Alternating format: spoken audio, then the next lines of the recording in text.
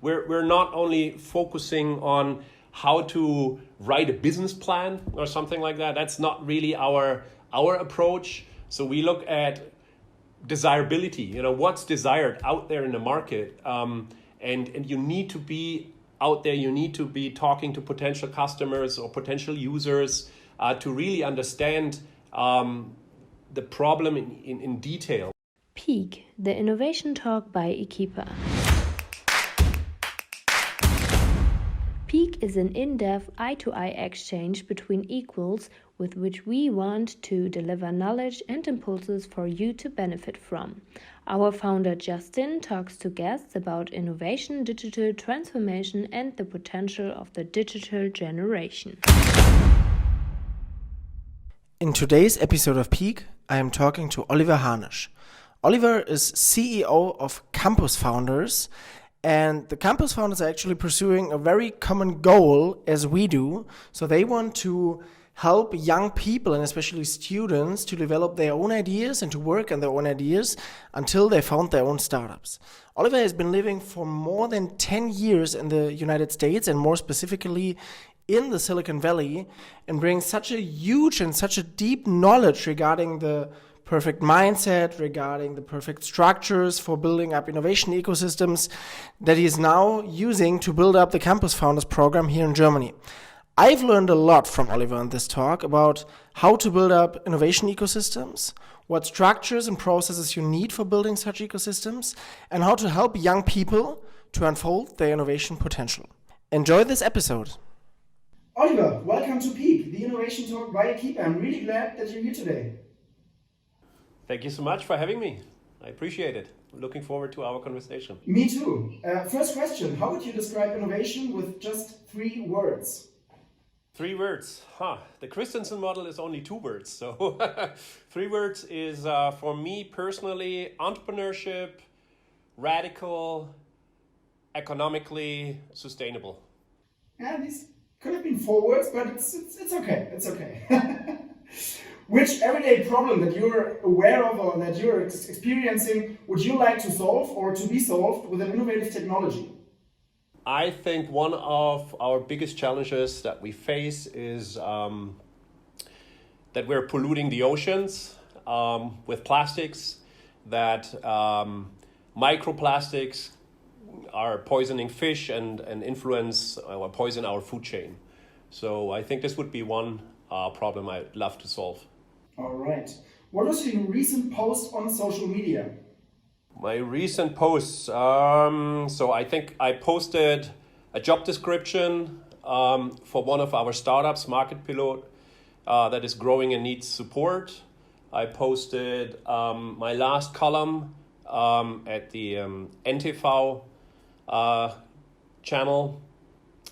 And what else? Yeah, of course, we had our big finals of our Corporate Campus Challenge last week. And I think I promoted that and posted that. So a great variety of content on your social media accounts. Making a decision based on your experience or based on your gut feeling? I think I start with conviction and gut feeling, but then hopefully I can validate through data. Okay. Early bird or night owl? Easy, night owl. Night owl? And the last question, working in California or working in Germany? The grass is always greener on the other side of the fence. So I love both worlds, right? And both have advantages and disadvantages. So I see. So you don't prefer any of those 2 worlds, but just like both worlds. California I prefer for some things, and Germany I prefer for others. Yeah, both have their pros and cons, I guess. Absolutely. All right, I see. So yeah, the last question does have a reason why we asked you that, because I would say that you worked a lot of years, a couple of years, more than a decade in the Silicon Valley, and I would almost say that you have been moving there and working there before it was cool, one could say. And I think that's really interesting for today's talk, because today's talk is all about the Silicon Valley, the learnings there, the startup and innovation ecosystem there, and comparisons and similarities, and also learnings that we can have from your experience in the Silicon Valley, also in Germany, and for the startup and innovation ecosystem here. So yeah, you've been working there for a couple of years, and maybe for the beginning you could start by sharing some insights on why you decided to move there, to work there, and what have you experienced there in the years that you've been living and working there? All right, how much time do we have? So, yeah, I mean, it has been more than 14 years overall. So it's hard to conclude in just a few sentences. But I mean, I used to live in Munich before for 3 years, where I had a small company that kind of became a part of Siemens. And so for me, the choice was either I become Siemens myself, or my favorite choice was then to join a startup in Silicon Valley. They have been a customer of mine, and so the opportunity was to get on board there, and I decided to do that. So that's how I initially got to Silicon Valley. Initially, I was planning to go there only for 3 months. It became 18 months, and then we ended up staying there for 14 years. Wow, that's really incredible. So you made a decision based on just a short amount of time that you actually plan to go there and work there just for a short amount of time, and then it expanded, and then in the end you landed there for about 14 years. Yeah, so the initial idea was I go there, I get to know the startup better, I return to Europe and build the startup here in Europe. So bring the startup to Europe and help them enter the European market. However, we identified other opportunities that I was more excited back then. So plans changed, and I extended my visa to 18 months, and the rest is history. That's great to hear. I would assume that 14 years in Silicon Valley, within this time frame, you experience a lot, right? And I think that the talk today is way too short to talk about all the experiences and all the learnings that you had. But maybe you can, just summarize a little bit. What have been your most interesting, your most learningful stations there, where you made the biggest experiences? And just a quick summary maybe of your working stations there and your experiences that you made during this time. I mean, I stayed with the startup that I joined for 2.5 years. And this is when I had the chance then to also start something by myself again. So I did a whole lot of things, most of them, you've never heard of. I had a startup, for example, in the co-living area that I sold last year. But most people actually know me from being one of the co-founders of the German Accelerator, a program that brings German startups to the US and helps them scale globally. By now, it has outgrown the US. So we started in Silicon Valley and the second office in San Francisco. Then I was still on board to open an East Coast, New York-based office. And then after I had left, then they still opened an Asian office and a life science program. So I think this is a very well-known program across Germany, and I'm very proud to have been part of establishing that in the first years. Yeah, absolutely, and I would say that it is, as you mentioned before, it is really well known, this whole program of the German Accelerator. I can still remember when we founded our startup ekipa 3.5 years ago. It was like the first programs, or one of the first programs that we ever heard of regarding support for early stage startups. I mean, we were too young and too early stage for thinking about expanding to the US. But I think it's a great opportunity and a great chance for a lot of startups, if they are planning and willing to expand to other countries, especially to the US, to take advantage of all the experience that you and your team and the whole German Accelerator program has, to really go that step and go over the great ocean to the US markets in the end. But after 14 years, you decided to come back to Germany. What was the reason behind that?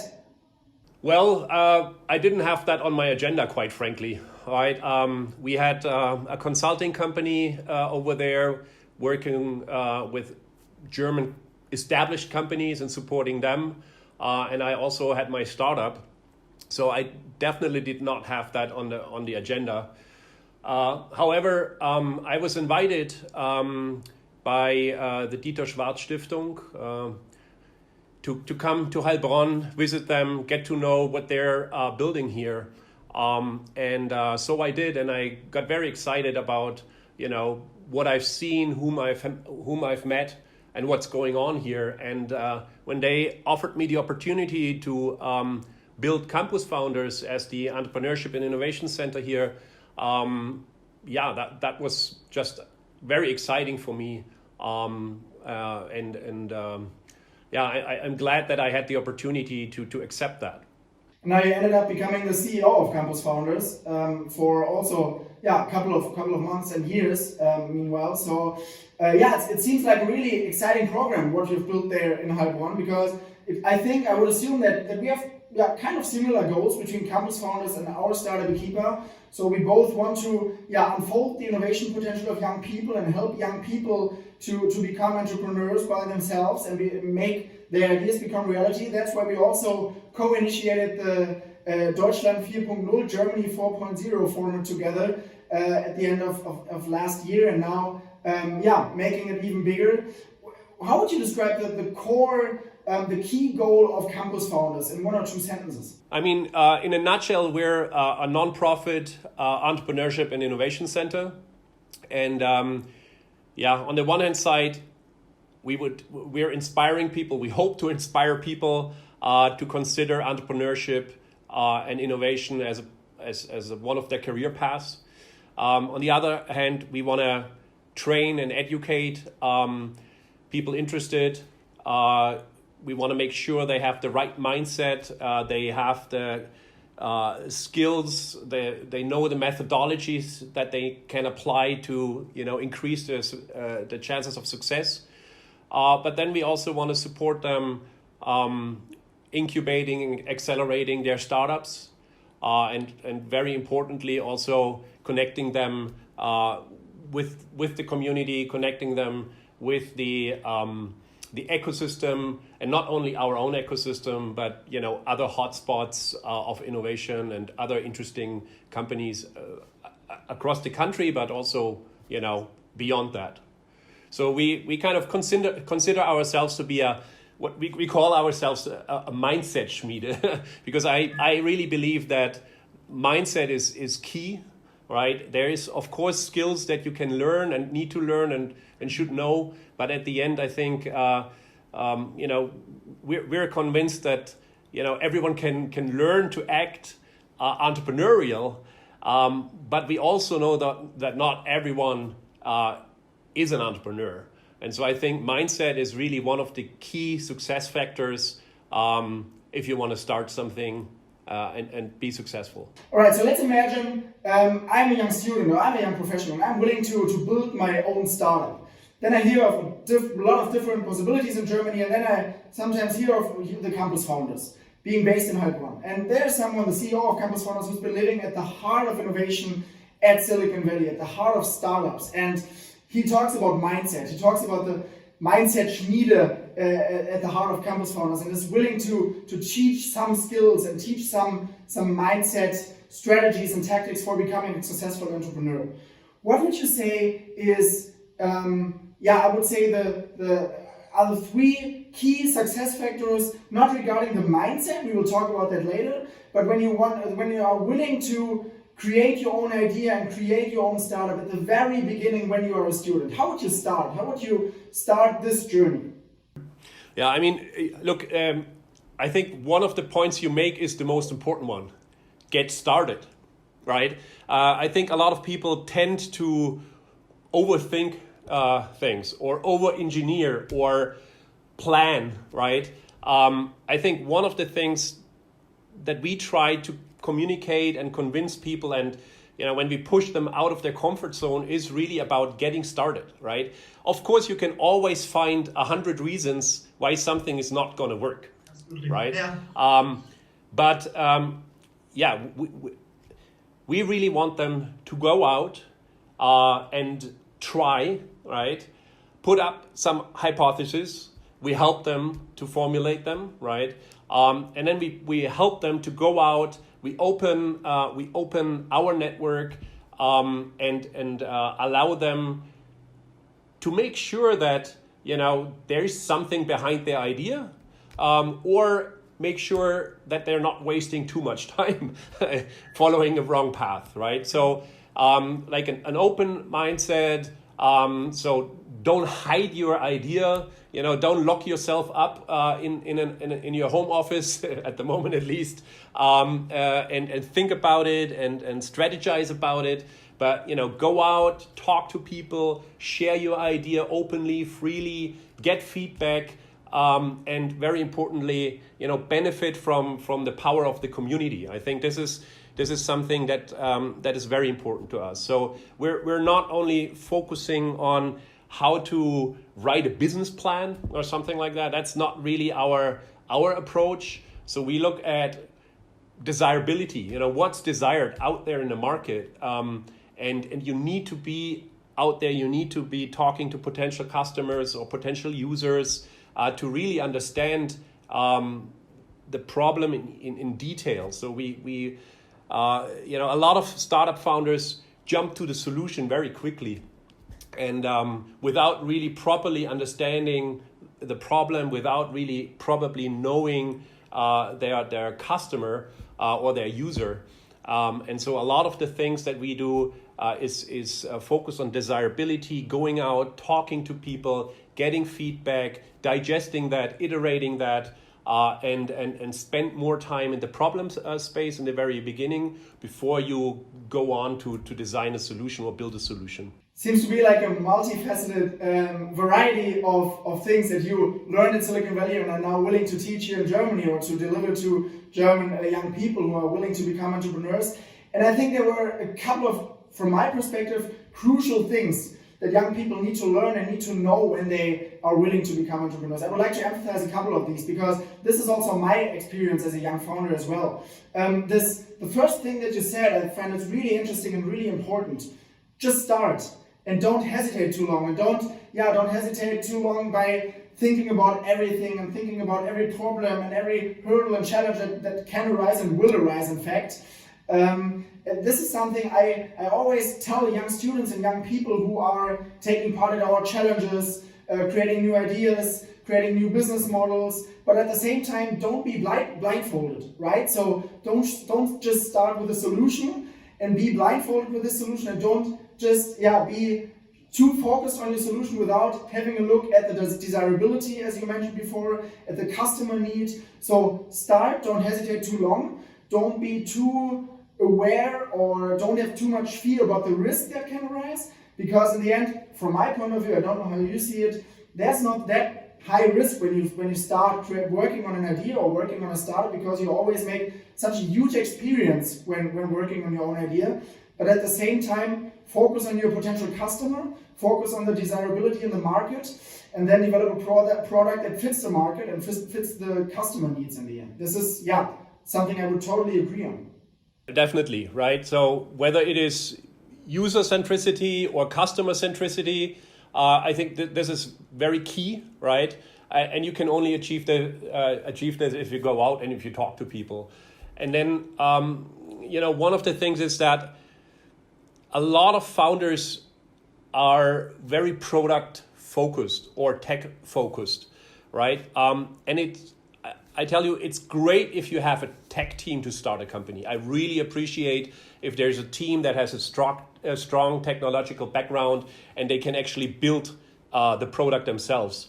However, it's also, in the beginning, it's all about the story, right? It's all about the story, and it's about, getting people excited about what you're trying to do, right? The idea and the vision that you have.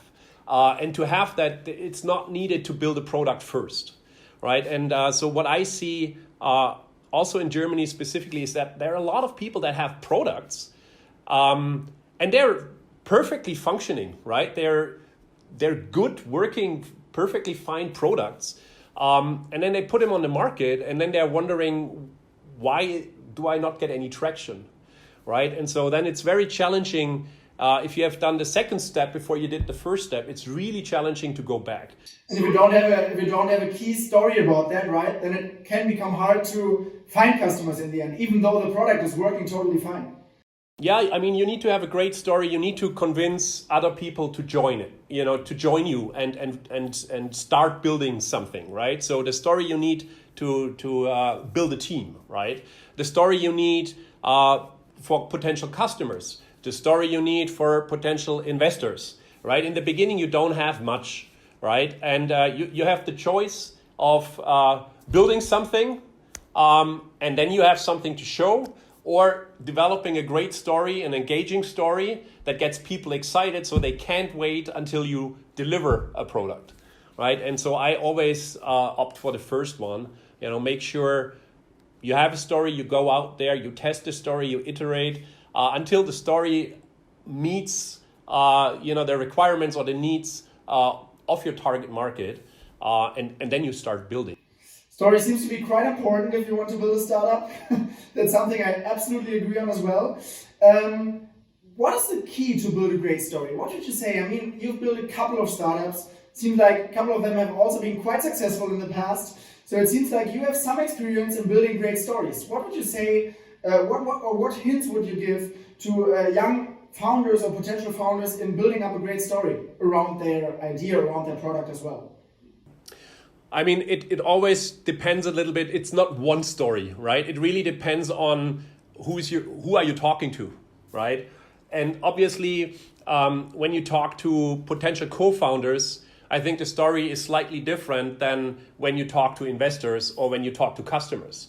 But for example, when you talk to investors, it should be much more about why you're going to be successful, what the opportunity is, in the market, from a financial standpoint and so forth. So you have to focus on that part of the story. While when you're talking to a potential customer, and let's say you're in the enterprise business or B2B business, right, you need to focus on different things. This is why this technology is superior to something else, or this is how they will save money, or this is how they will make more money. So there's not one story, but it's really about developing stories for the different target groups. And then in the end, it's again all about customer or target group centricity, right? So what I hear from you is that you say, okay, you need to have different stories that match your person you talk to.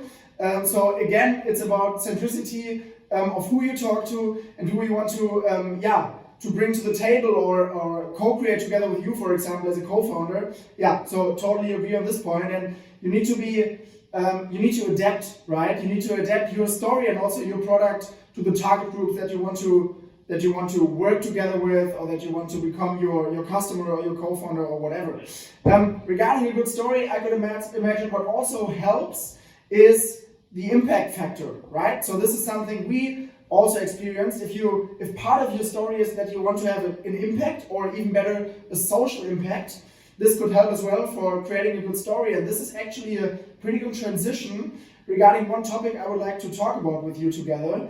There's a current trend coming up, or I wouldn't call it trend, but it's what I want to talk with you about is zebra startups.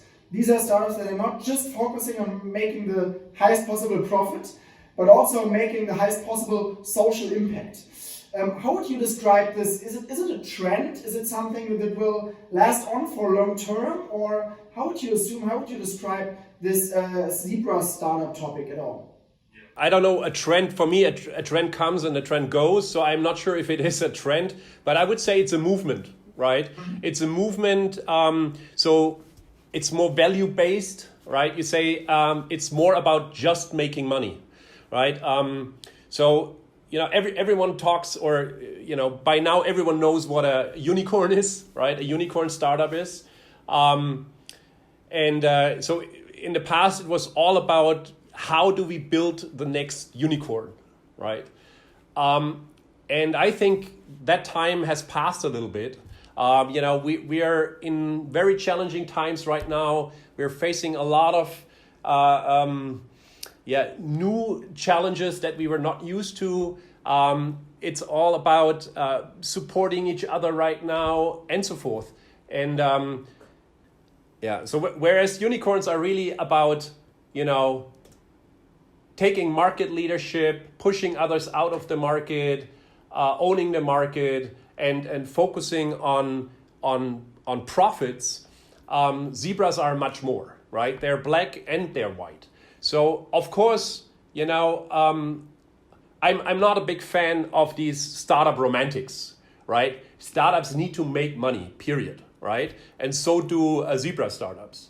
But besides making money and building a great and a profitable business, zebra startups also focus on the impact that they have, whether that is the impact on society or on the ecological impact, or they benefit others as well. So unicorns, like it says, uni, right? It's about them. It's about them succeeding. For zebras are not very strong by themselves, but they are very strong in herds, right? So zebras work together. They collaborate, right? They don't necessarily try to push others out, but they have open interfaces. They create synergies with other companies. They create sustainable partnerships. They care more about their employees than unicorns do, right? The welfare of their employees, the health of their employees. And they're set up in a more sustainable way, not necessarily only ecological, but economical as well, collaboratively as well. So they're not taking advantage of their partners and trying to squeeze everything out of them, but they're trying to create win-win situations for a sustainable and more long-term relationship. So it's way more than just a trend. It's a movement that just started, and I personally would expect that this movement will rise bigger and bigger in the future. And already today we are seeing and experiencing a lot of zebras coming up, a lot of social impact-oriented startups coming up, and I think this trend will arise in the future. Would you agree on that point? Yeah, my hope is that zebras that combine smart technology, right, with a scalable business model and responsibility, or whether you call it social responsibility or other responsibility, I don't care so much about it, but it's more value-oriented, right? My big dream is that we will have a zebra with a horn, right? So a zebra that is valued at $1 billion. I'm not talking, about like I said, like the social or the startup romantics. Yeah, I want to build successful companies, but companies that are more than just money makers. I see.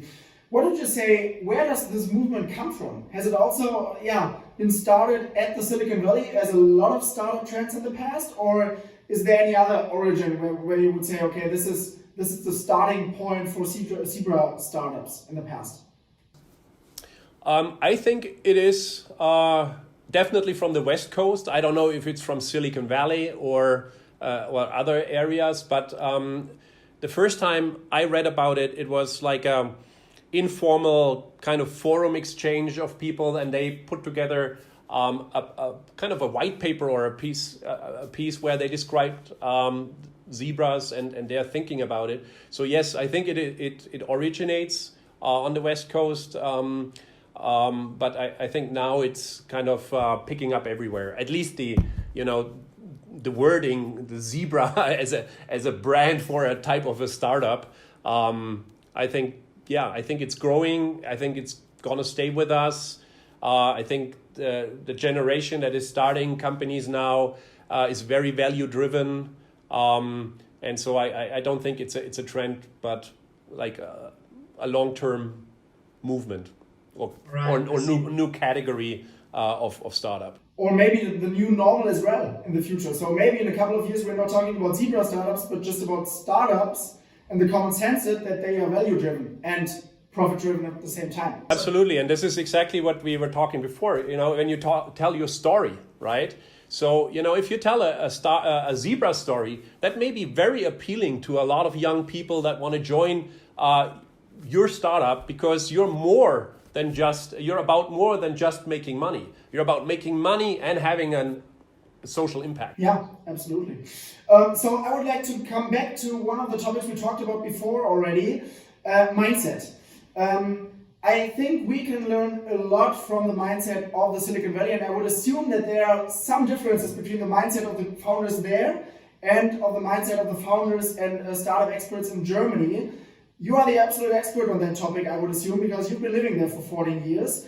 What would you say is the core of the mindset of founders in the Silicon Valley? What have you experienced there in the couple of years that you've lived there?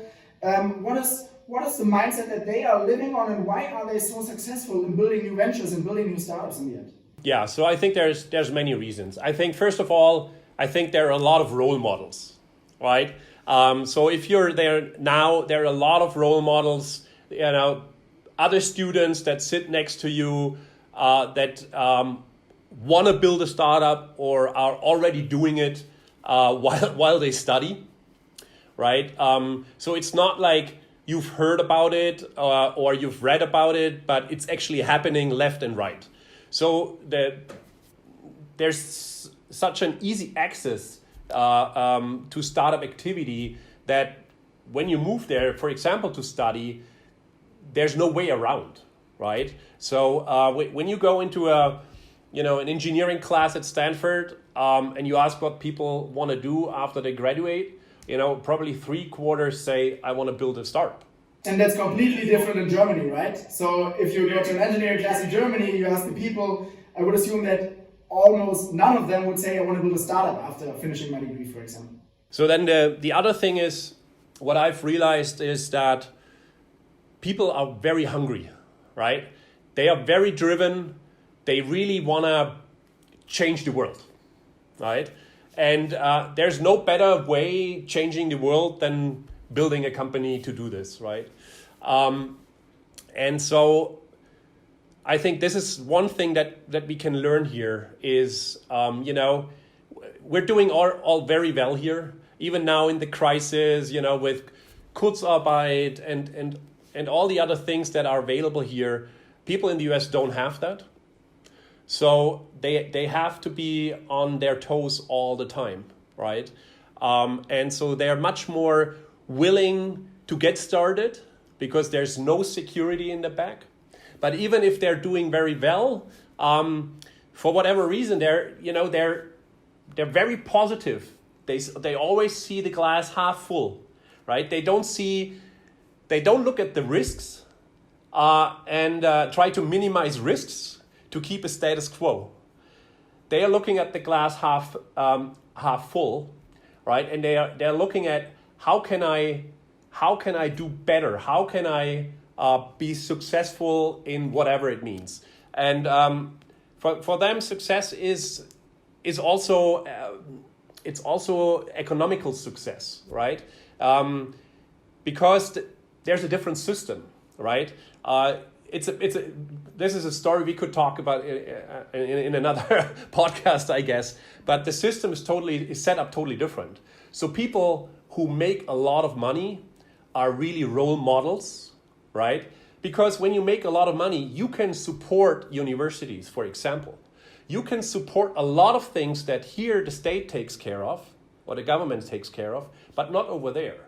So it's very important there to make a lot of money, not only for yourself, but also to provide, support to all different kinds of organizations that reaches from donation to universities, to donations to nonprofits, to, a lot of people start their own nonprofit that they fund through that. So if you have money, you can actively contribute to shaping the future. And so that's, I think, a big driver also of these people. It's not about having a lot of money necessarily, right?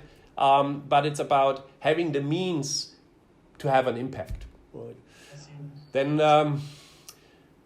talking about money, I think obviously there is a lot of money in Silicon Valley, and there's a lot of money available to startup ideas, right? In a very early stage, right? So if you have a lot of money, it doesn't really matter so much if you lose $50,000, right? So if there's like these 3 startup guys showing up, right, and you think they're great, you give them money easily, because even if you lose them, and the chances that you do are pretty high, you have made a lot of money, so you can support them still without being afraid of losing that money, right? Another point is, I think the startup ecosystem is very established, right? And so there's people starting companies, getting acquired, then working for the companies, the established corporations that have acquired them, starting something new, innovative, either within these corporations or leaving these corporations to do the next startup. So in general, there's a much better understanding, they're talking like corporations and startups are more talking the same language than what they do here. So simply because people are, one day they're a startup founder, next day they are a corporate representative, next day they're an investor, then they are a startup again, then they're a corporate again. So they have seen different perspectives. They have been in different roles as an actor in an ecosystem. And so they have a much better understanding of, hey, if I'm a corporation now, I'm representing a corporation, I know how this startup founder is doing right now and how he's feeling and what he needs. And so I can adjust my behavior accordingly. At the same time, if I'm starting a company and I've been on the corporate side, I know how that world ticks, and I know what is important, what I have to expect, and what I cannot expect from them, right? So there's a better understanding, and so I think this is something that we need to get to, right? To a more mature startup ecosystem where the different stakeholders have a better understanding of the other stakeholder and can adapt and adjust. I see. So it seems like the startup ecosystem at the Valley is completely different to the status quo in Germany. What I heard from what you just described is the mindset as a first starting point again, right? So people being more hungry, people being more willing to work on their own ideas and to start a startup idea. Then it's about the structure and the environment, right? So if you go to an engineering class, I like this example very much, and you have 3/4 of all the people all around you who are willing to build a startup, it's of course, I mean, it's clear that you create a different mindset when you have those people around you than being in Germany. And if you don't have this environment around you, then it's about access to capital, right? And access to more venture capital and more money that you could potentially raise in the Silicon Valley or in the US.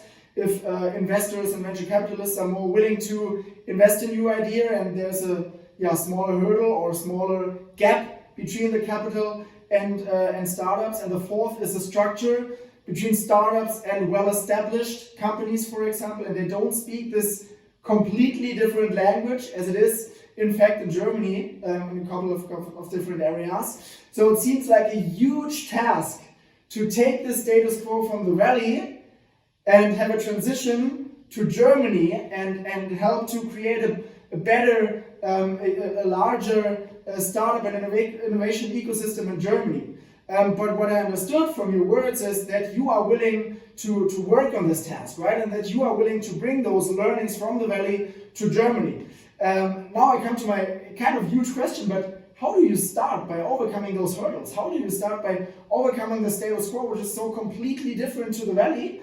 And how do you start by bringing those learnings regarding the mindset, the capital, the status quo, the structure, the established ecosystem from the Valley, and create this in Germany? Before I answer these questions, first of all, thank you for the great summary of what I've said. But let me make sure that I'm not misunderstood. We've been talking about some of the things that are really positive and contribute to this, probably the best and fastest startup and innovation ecosystem around the globe, or at least one of them. But I want to make sure that people are, understand that. I mean, first of all, there's also a lot of negatives about it. Would have been my next question, indeed. Okay, so then we can talk about that later. Yeah. And the other thing is, in German you would say, if you literally translate it, you would say they also only cook with water, right? And they don't have better water than what we have here, right? So I think we have all the ingredients that are needed to also build even better startup ecosystems. I'm not saying we don't have that here. I'm not saying we should all copy Silicon Valley or anything like that. I want to make sure that I'm not misunderstood. But the question was, what is so special about the ecosystem there? And that was my answer. On the positive side, there's other things on the negative side, right? But I think, and now we're going to your actual question. I think, and that's what brought me here. I think if we can leverage the strength and that we have here, and we can bring in some of the things that I've learned and seen that and that are maybe a little bit more advanced right now in Silicon Valley or in other innovation hotspots, and can apply them to what makes us strong already, I think then we can create something really great, and we can have a huge impact. We as our team here at Campus Founders, we as an ecosystem, and so forth, right? So that's why I'm here, right? Because I think we can have an impact here with the work that we do. We can build on a very strong foundation, right? And we just need to tweak a few things that are maybe not working so well yet, right? Because there is an engine that is running, right? And it's a powerful engine, right? And now we need to, tune it a little bit to make it run even faster and better. So I just want to make sure that I'm not misunderstood. Absolutely. And to dive deeper into this topic, because I find this one really interesting, what are the advantages that we have in Germany compared to other innovation hotspots in the world? So what are the current circumstances that we have that could help us to become the best or the best possible innovation hotspot and to bring the best possible framework conditions to startup founders here in Germany? Yeah, I mean, there's many things that we have here, right? There is obviously, we have the talent, right? We have, Made in Germany has been a brand, a very strong brand everywhere around the globe, including Silicon Valley, right? German engineering, for example, is a brand, right? And this is what we know very, very well. And there's plenty of other things that we know very well. For example, when we look at loyalty, for example, of people, right? I think compared, for example, to Silicon Valley, where people jump around from one company to the next company, and if they're a little bit dissatisfied with, where the company stands or how fast the startup is growing, they jump aboard and they join the next one that got funded next door, right? So it's really, really, really, really hard to build a startup there.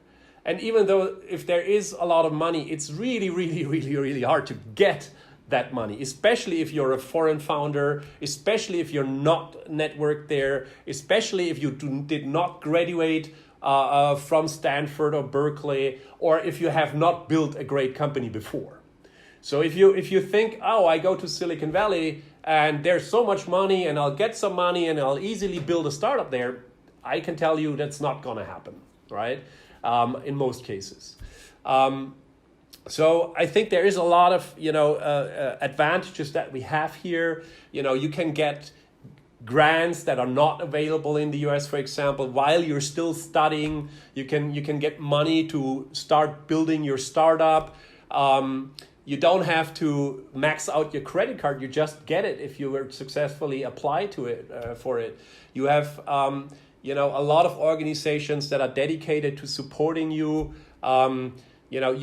We have the tech talent that you don't have to, overpay, for example, right, just to attract them to move from another great startup to you.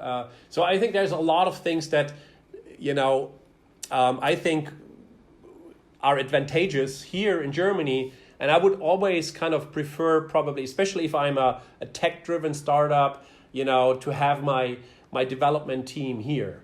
But of course, yes, US startups know much better how to market themselves. They know how to tell the better story. And so they have a more homogeneous market to start with, to grow to a size where you would have to tackle all of Europe. So for me, I think a very great strategy should always be start here, build something significant here, and then you could jump to the US, right, and take the next growth step. For example, with the support of the German Accelerator program.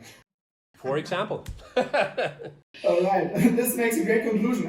Slowly coming to the end of this talk, I brought you some questions from the community, because we announced that we're going to have the talk with you, with the CEO of the Campus Founders and someone who has lived a couple of years at the Silicon Valley. They asked indeed a lot of questions, and I just would like to hand over some questions to you, and maybe you have a couple of answers to these ones. Starting with a very specific one. What would you say? Will Germany and its startup infrastructure, and the status quo here in Germany, also be first movers, or more specifically, will the trends and the mindset and the lifestyle from the German ecosystem ever move to the Silicon Valley, and will they adapt from learnings from Germany, for example? First of all, Silicon Valley for me, it's not necessarily only a geography, it's a mindset in general, right? And so Silicon Valley is a melting pot of people from all over the world. And everyone has an influence on Silicon Valley, right? Yes, I mean, everyone who goes there impacts it, right?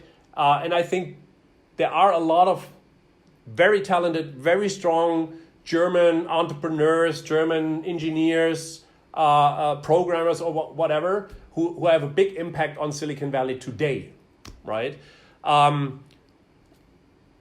Will this improve or increase, that we will influence it even more? I think we did already in many cases, right? If I'm thinking a few years back, right, how advanced Germany was when it came to like green, the green and solar kind of technologies. They looked very closely at what we're doing here in Germany. And I think there are several other examples where what we do here has a big impact. Like the last financial crisis, Germany managed to come out of the crisis very quickly. So Silicon Valley and the whole of the US looked very closely at what did Germany do to, get out of the crisis very strong, and do better, faster than the US. So they look very closely, and they are looking at implementing measures to do that as well in the US as we did it in Germany. So I think Silicon Valley is open, right? And I think this is one of the key messages that, and it's also going a little bit back to what you asked before, how we want to approach this. I think Silicon Valley is very open, has open interfaces between all the stakeholders within Silicon Valley, but also to all other innovation hotspots around the globe. There's so many Chinese that build very strong bridges to China. There's so many Europeans that build very strong bridges to Europe. So what they manage is very often to get the best of both worlds to Silicon Valley. And I think this is something we should try to do here as well. So get inspired what's going on there. Look at what we can, adjust or adapt or adopt, in everything kind of, right, and make it ours. And then I think we can build on strength and have an impact that Silicon Valley will also look at and copy. Taking your last statement as a transition to the next question, get inspired by the Silicon Valley. The next question would be, how can Germany learn from past mistakes that have been made in the Silicon Valley? Do you have any examples from mistakes or disadvantages that Silicon Valley has made in the past, and how we as a startup ecosystem and innovation ecosystem in Germany can learn from this? I think Silicon Valley has this winner takes it all mentality, right? And this is not so much the German mentality, right? We're a federal, we have federal states here. We try to create wealth across the whole country.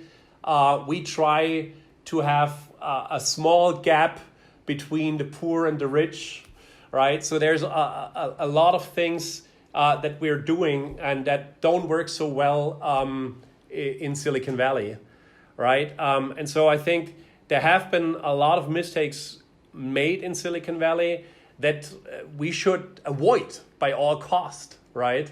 I'm not so sure if we do a great job in avoiding them, right? That's a different story. But we should really remain ourselves and really just look at what helps us become better and not lose track of what we want to accomplish and live in a country that we want to live in compared to others, right? I think another thing is what Silicon Valley, and it's probably not the mistake of Silicon Valley, it's the mistake of others looking at Silicon Valley, traveling to Silicon Valley for kind of startup and innovation tourism, kind of. So we always call it innovation theater, right? So I think this is something we need to avoid, right? It's great that startups have the opportunity to meet with a lot of corporations that now want to get to know them. But we have to be very focused as a startup founder or as a startup venture. We have to be very focused and really try to evaluate opportunities and understand whether this is a real opportunity or whether that just caters to my ego, right? So, of course, if there is like a big company willing to meet with me, of course, I feel, I'm flattered and I wanna meet with them, but I have very limited resources. I have very limited time, and so the question is this really a serious meeting that I can benefit from, or is this more like a distraction and noise in the ecosystem that I should stay away from? And I think a lot of companies have made this mistake in Silicon Valley to, be great hosts, right? Meet a lot of people where, not really anything came out of.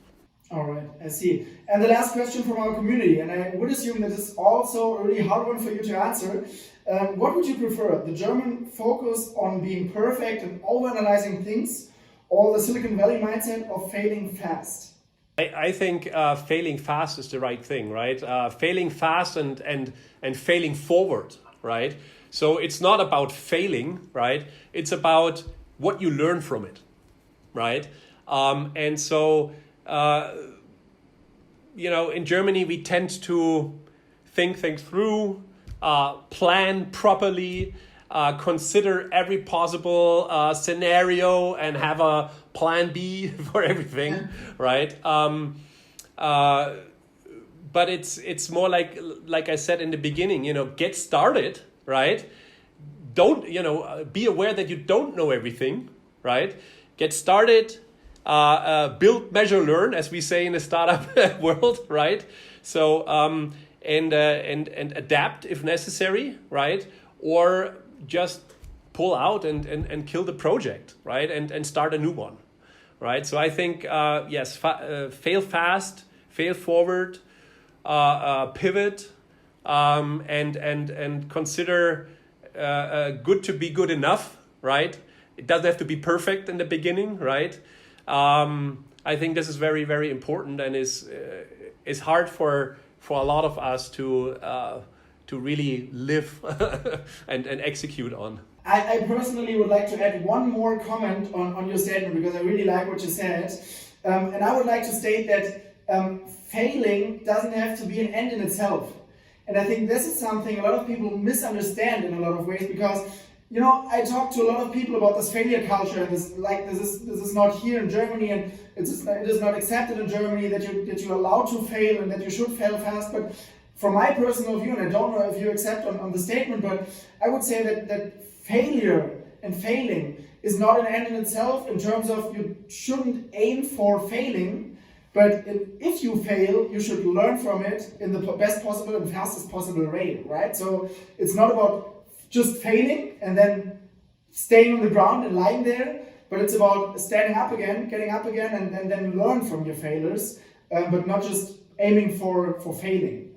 Yeah, I totally agree. I mean, I don't like this kind of phrase or a word of failure culture, right? I mean, it's like I said, it's not the objective to fail, right? So it's more like related to a growth mindset. It's more related to learning, right, and experimentation. So it's of course, if you experiment, not every experiment will succeed. It's just natural, right? So that's why I like talking about projects rather than startups, because project, it's easy to just stop a project, right, and start a new project. Startup it already sounds like a big thing, right? Which it isn't, right? So it's all about going through the cycle of building, measuring, learning, right, and applying these learnings, right? And there's we're always talking about pivoting, right? So pivoting is a result of learning, right? So if we learn that the problem is not the problem we thought it is, we've maybe learned that the problem is a different one. Or if we've learned that the customer that we thought is the customer is not our first customer, we learn and we change and we pivot and adapt and move on. So kind of, yes, you can say every test that you make, you fail, but at the end you can say every test that you make, you learn something. Every conversation that you have with a potential customer or with whomever is a part of the learning journey, is part of the growth mindset. And the more you iterate, the closer you get to being perfect, right? And as a startup, obviously, being perfect is not necessarily the objective you have, right? It's more about being fast, right? And so what we try to do is provide a safe environment for experimentation. And hopefully a lot of these experiments will end up in a startup. However, many others, we're also open to corporate members here at Campus Founders who want to test and who want to experiment, maybe outside their own organization. And so we provide that secure environment to try new things. And if you try new things, if you venture into the unknown, right? Obviously, you don't know anything about it, and you won't be correct, right? But if you don't fail or if you don't experiment, you're not leaving your comfort zone, and you'll not develop. You'll not get better, right? And so failing is about learning, is about getting better, right? And no matter how established your organization is, your company is, I think it should always be an objective to become better. And in the end, being better, you stop being great, or you stop being good, as the saying goes. Absolutely, and that's again one great reason for young people who are thinking about working on their own ideas to just start and to not be afraid of the risk or of the potential failure that you could have, because as we both mentioned before, there's always a learning and there's always a development for each person who's just starting to work on their own venture. Yeah, that's why we built. So we embrace the coast, right? So we're all about the coast, right? So it's about community, right? So have others, like we discussed earlier, when you're in Silicon Valley, right? Have others who try new things. have others to have exchange with, that's the community approach that we follow. Collaborate is another co, right? So compete with each other, right? Competition makes you faster, right? Collaboration makes you better, right? So then we also, just like you, it's about co-innovation and co-creation, right? We just discussed in the team, we have a methodology where we build on each other's ideas, and the outcome is always much better than if I have an idea, right? So the co-creation, co-innovation, collaboration, it's very, very important. And so we really embrace everything that's co, including the competition. All right. It's all about the codes. I agree on that point. Coming to the very end of this talk, Oliver, I have 3 more questions. These are my standard questions I ask every guest that we have at Peak. Starting with the first one, what is your personal goal for the year 2021? My personal goal is to continue looking at the opportunities COVID provides, right? I think it is a big opportunity or a big chance Germany has been giving. I understand it's nothing positive about COVID. However, we can, just follow a negative path and be pessimistic about it. But my objective or goal is really remain positive, continue looking at opportunities. This new situation, the new framework we're moving in, whether that is home office, homeschooling, whatever it is, look at it as an opportunity and do something about it. Meaning get more people excited about and educated about entrepreneurship and support them also with their own projects and companies. So I think this is my... And therefore, as we learned today, you need a great story to get other people excited for that. All right. Next question. Which specific technology do you expect will have the biggest impact on our society, on our world within the next years? Yeah, well, I think everyone talks about AI for a good reason. So I think artificial intelligence is going to change everything that we're doing, right? So quantum computing is another thing, right? New opportunities that we cannot think about today will be enabled through quantum computing. But then also on a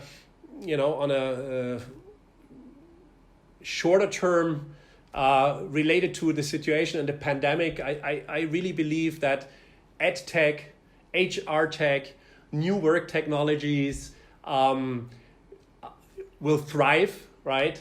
And so that's why we're also supporting a lot of startups specifically in that space, because I think Germany has been neglecting, to digitize as other ecosystems or other countries did. And so this is the opportunity we have now that COVID provides us with to really catch up and get into the leading role when it comes to digitizing education and the work environment. All right. And the last question, and that's always my last question. What is your personal advice for our community, or as we call them, the digital generation?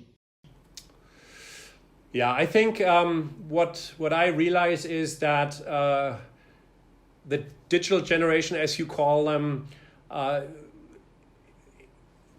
they're very value driven, and there's a lot of things they very much care about. And so what I would like to see is not to stop becoming activists for things, but turn what they care for, turn their passion into activities that are project related and could potentially end up in a startup. So don't stop at protesting, but make it more sustainable by building a company that sustains itself and therefore sustains what you stand for and what you're passionate about. And I think it has never been so easy and so cheap to start a company, right? And so do it, right? Get out there, get your hands dirty. And if you have something that you're passionate about, this is fantastic. That's for me just the first step. So don't stop there, but do something with it. Create a venture, a sustainable venture that, has an even bigger impact as a whole than you could have by yourself. That's a great conclusion and a great advice for our community, for the digital generation. Oliver, thank you so much for being guest at Peak. There's been great insights from your experience at the Silicon Valley. There's been great insights about what we can learn in Germany, about what the right mindset has to bring, about what young people need to bring to the table if they want to start building an own venture and start working on their own idea. Thank you once again so much for being for being guest here at ekipa. I'm really looking forward to our future collaboration at Deutschland 4.0 and potential new and maybe even bigger projects that are yet to come. And thank you. No, thank you. I very much appreciated talking to you. And I'm super excited about what you guys are building there. And my invitation also goes out to everyone who graduates from your programs and is looking at building something in the future. I extend an invitation to look us up online at campusfounders.de and join our community. Do you want to know more about the talk or the topic? On ekipa.de/peak, you can find every information about our episodes, guests, and topics. We will also keep you updated on our social media profiles. The link you can find in the description box. See you next time at Peak, the innovation talk by ekipa.